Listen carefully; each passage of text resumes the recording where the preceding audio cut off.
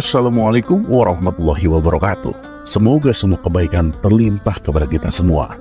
Amin ya rabbal alamin. Pada kisah sebelumnya, kita sama-sama sudah mengetahui bahwa Abu Nawas mempunyai istri yang sangat cantik. Bagaimana tidak? Istrinya adalah kembang desa yang pernah menjadi rebutan di kampungnya. Dan meskipun sudah diperistri oleh Abu Nawas, para pria masih saja menggodanya. Hingga akhirnya Abu Nawas pun mengerjai mereka. Walhasil para pria tersebut menjadi kapok berurusan dengan Abu Nawas.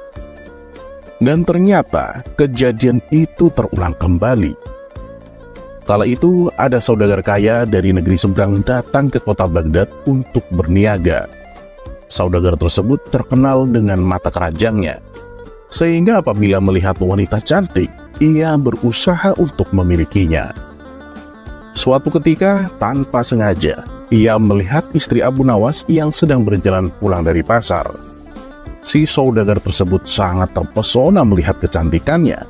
Segera saja si saudagar itu mencari tahu siapa gerangan wanita yang baru saja dilihatnya. Setelah bertanya kepada warga setempat, barulah ia mengetahui bahwa wanita itu adalah istri Abu Nawas. Tanpa menunggu lama, ia segera mendatangi rumah Abu Nawas. Setibanya di sana, terlihat Abu Nawas sedang duduk santai di depan rumah. "Hei, kamu Abu Nawas itu kan?" tanya si saudagar. "Iya, bener. Anda ini siapa ya?" tanya Abu Nawas. "Kenalin, aku saudagar yang paling kaya dari negeri seberang," jawab si saudagar. "Oh, dari mana kau tahu namaku? Padahal aku nggak mengenalmu. Terus apa keperluanmu datang kemari?" tanya Abu Nawas kembali. "Begini Abu Nawas, aku perhatikan kehidupanmu itu susah. Rumahmu juga kecil dan jelek lagi. Aku punya tawaran untukmu supaya hidupmu menjadi kaya," kata si saudagar. "Oh ya? Apa itu tawarannya?" tanya Abu Nawas. "Begini, istrimu kan cantik. Kasihan dia tinggal di rumah jelekmu ini. Kalau kamu bersedia, ceraikan dia dan aku akan menikahinya. Dan jangan khawatir, sebagai imbalannya aku akan memberimu emas sebesar berat badan istrimu," kata si saudagar. Mendengar hal itu, spontan Abu Nawas menjadi emosi dan ingin segera memukulnya. Akan tetapi ia berusaha menahan emosinya. Abu Nawas pun hanya terdiam sembari menghela nafas. "Gimana Abu Nawas? Kamu masih bingung ya? Baiklah, begini saja. Bagaimana kalau emasnya aku beri 2 kali lipat dari berat badan istrimu?" tanya si saudagar. Menyadari tamunya adalah saudagar mata keranjang, muncullah di benak Abu Nawas untuk mengerjainya. Kemudian ia berkata kepada si saudagar, "Ya kalau aku sih setuju saja. Tapi tunggu ya." "Bener nih Abu Nawas. Lalu aku tunggu sampai kapan? Nggak lama kan?" tanya si saudagar tak sabar. "Tunggu sampai istriku berat badannya menjadi 1 kintal. Lumayan kan aku bisa mendapatkan emas 2 kintal, jawab Abu Nawas. "Lah itu sih percuma. Mana mungkin aku mau istri berbadan besar," gerutu si saudagar. Lantas ia pun pergi meninggalkan rumah Abu Nawas. Sementara Abu Nawas tertawa terkekeh-kekeh melihat reaksi saudagar kaya tersebut.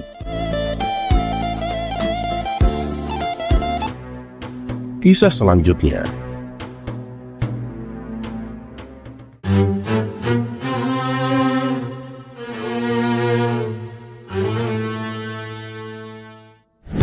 Kisah kecantikan Abu Nawas kali ini bermula ketika suatu kali Tuan Hamid baru saja membeli kuda yang unik, di mana kuda tersebut mempunyai tanduk di kepalanya. Dan itu merupakan hewan yang sangat langka. Kuda Tuan Hamid ini pun langsung membuat gempar para warga. Mereka pun penasaran dan ingin melihatnya, termasuk Abu Nawas sendiri. Kemudian mereka berbondong-bondong mendatangi rumah Tuan Hamid. "Wah, kudanya unik sekali." "Iya bener, unik. Kok ada ya kuda punya tanduk begitu?" kata para warga memujinya. Lalu Abu Nawas menawar kuda itu dengan harga 100 dinar. Harga tersebut terbilang sangat tinggi, karena biasanya seekor kuda dihargai cuma 5 dinar. Wah, kamu serius Abu Nawas? Tanya Tuan Hamid memastikan. Ya, seriuslah Tuan, mau dijual apa enggak? Kata Abu Nawas balik bertanya. Mendapatkan uang sebanyak itu, tentu saja Tuan Hamid langsung menyetujuinya. Baiklah Tuan Hamid, besok aku kesini lagi.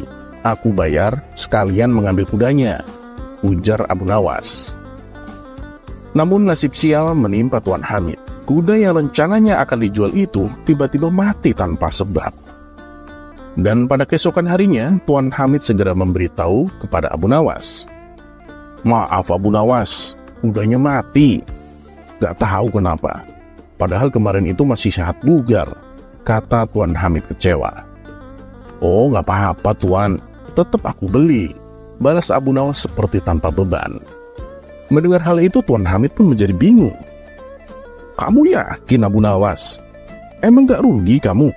Tanya Tuan Hamid penasaran. Namun Abu Nawas tetap bersikeras untuk membeli kuda tersebut. Karena terus-terusan didesak, Tuan Hamid pun akhirnya setuju. Setelah menerima pembayaran dari Abu Nawas, Tuan Hamid kembali berkata, Abu Nawas, coba kasih tahu aku, apa alasanmu? Kok tetap mau membeli kuda yang sudah mati? Tanya Tuan Hamid. Waduh, maaf Tuan Hamid, ini saya lagi buru-buru mau ke istana. Nanti sore deh aku jelasin, jawab Abu Nawas. Ia pun lalu pergi dengan membawa kudanya yang sudah mati itu ke istana. Ketika waktu sudah menjelang sore, dengan wajah bertumpuk rasa penasaran, Tuan Hamid pergi menuju rumah Abu Nawas. Ia ingin tahu untuk apa kuda yang sudah mati kok dibeli Abu Nawas. Ya Abu Nawas, sekarang coba tolong kasih tahu aku, untuk apa kamu membeli kuda yang telah mati itu? Terus kamu juga kasih harga yang mahal, 100 dinar. Nggak rugi kamu? Inta Tuan Hamid dengan menggebu-gebu. Oh itu, begini Tuan Hamid. Jadi kemarin itu, waktu di istana, aku menggelar undian kepada para menteri. Dan untuk mengikuti undian itu, harus membayar 20 dinar, kata Abu Nawas. Undian? Undian kayak gimana Abu Nawas? Tanya Tuan Hamid. Undian untuk mendapatkan kuda bertanduk Tuan. Nah, para menteri yang mendaftar itu ada 20 orang. Jadi semua uang pendaftarannya itu 400 dinar, terang Abu Nawas. Wah, cerdas itu. Tapi tunggu, emang mereka nggak kecewa mendapat kuda yang telah mati? Tanya Tuan Hamid. Wahai Tuan Hamid, yang namanya undian, pemenangnya pasti cuma satu. Dan yang kecewa ya paling pemenangnya ini. Nah, biar hilang kecewanya, aku kembalikan uangnya yang 20 dinar. Ia pun pergi dengan tenang, jawab Abu Nawas. Sontak Tuan Hamid tertawa mendengar kecerdikan Abu Nawas.